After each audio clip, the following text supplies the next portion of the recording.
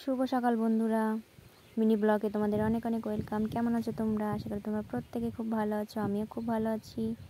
আমি নদিয়ার ছোট্ট একটি গ্রাম থেকে বলছি। তো আমি প্রতিদিন সকালে কি কি কাজ করি সেটাই তোমাদের সঙ্গে শেয়ার করব। তো দেখো, সকালে ঘুম থেকে উঠেই আমি বিছনা তুলে নিয়েছি, বিছনাটা আমি গুছিয়ে নিয়েছি।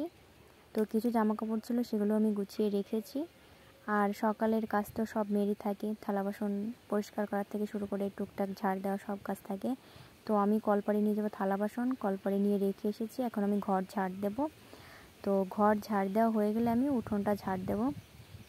তো দেখো, এই হচ্ছে আমাদের ঘর। আমরা ছোট্ট একটা ঘরে থাকি। আর এই পাশে দেখো, এই যেটা আছে, এই পাশে যেটা তাঁবু দেওয়া আছে, এটা হচ্ছে কলপাড়। তো এখানেই থালা বাসন ধোয়া হয়। আর এটা হচ্ছে উঠোন, মানে রান্নাঘরের সামনে। এটা আমি এখানে ঝাড় দিচ্ছি, এখানে পরিষ্কার করছি, কারণ এখানে আমাকে রান্না করতে হবে। আর এই হচ্ছে আমার রান্নাঘর, ছোট্ট একটা রান্নাঘর, পাটকাঠি দিয়ে বানানো। তো পাটকাঠি তো তোমরা সবাই চেনো। দেখো, রান্নাঘরটাও খুব ছোট, ঘরটাও খুব ছোট। আমরা ছোট্ট একটা ঘরে থাকি, ছোট্ট একটা রান্নাঘর, এখানেই রান্না করি। আমি বেশিরভাগ উনুনেই রান্না করি।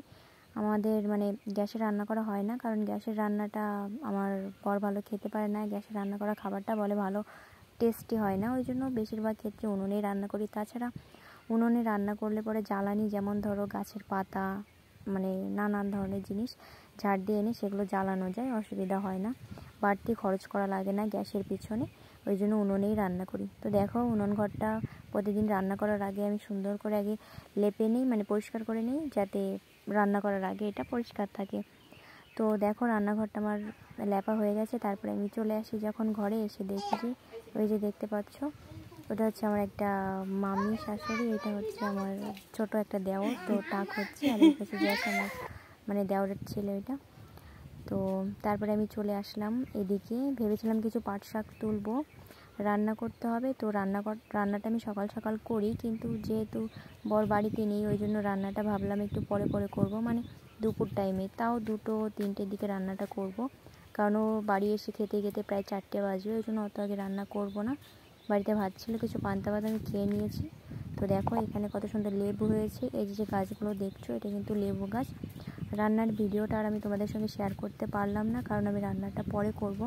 সকালে উঠে আপাতত আমি এই কাজগুলো করি। এই কাজ করার পরে তারপরে আমার টুকটাক কাজ থাকে। আর তোমরা কে কোথা থেকে দেখছো কমেন্ট করে অবশ্যই বলো।